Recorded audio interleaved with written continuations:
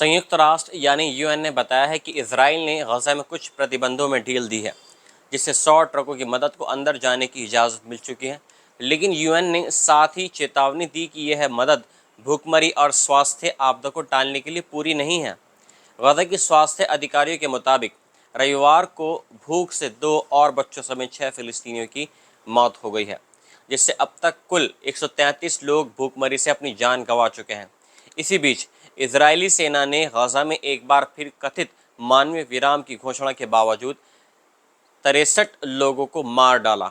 इनमें से 34 लोग वो थे जो मदद की तलाश में लाइन में खड़े हुए थे।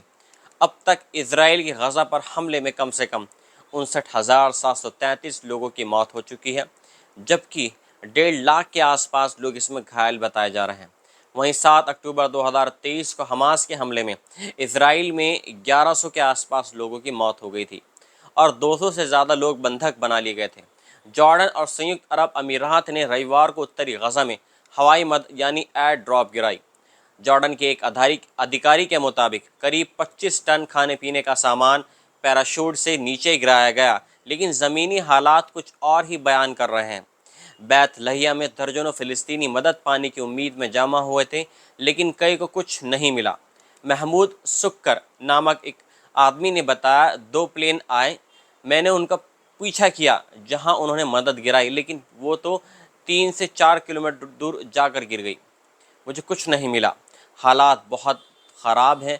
ना तो ट्रकों से मदद मिल रही है, ना प्लेनों से। ये हमारे लिए बेइज्जती है। हम भी इज्जत से जीने वाले इंसान हैं। गज़े की मीडिया ऑफिस का कहना है कि रविवार को 3 बार हवाई मदद गिराई गई, लेकिन उसका असर 2 ट्रकों की मदद जितना ही था। बड़ी मात्रा में सहायता इजरायली सैन्य क्षेत्रों में गिराई गई, जहां आम नागरिक बिल्कुल भी नहीं जा सकते हैं। ये एक ढकोसला है जिसमें अंतर्राष्ट्रीय समुदाय भी झूठे वादों और गुमराह करने वाली जानकारी के जरिए शामिल है। गजा मीडिया ऑफिस के जरिए से बताया गया है कि इजरायली सेना ने एक बार फिर गजा में एक मदद वितरण स्थल पर फिर से गोलीबारी की है। पहले नेतजारीम कॉरिडोर के पास फायरिंग में कम से कम 1 व्यक्ति की मौत हो गई थी। अब खबर है कि दक्षिणी रफा में भी एक राहत वितरण स्थल पर इजरायली सैनिकों ने फायरिंग की है। नासिर अस्पताल के सूत्रों के अनुसार कई लोग इसमें घायल बताए जा रहे हैं।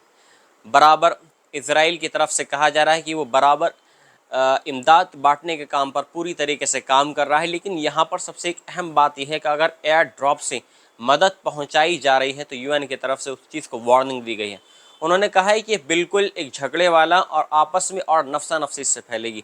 लोग आपस में झगड़ा करेंगे, आपस में एक दूसरे को मारेंगे। चीन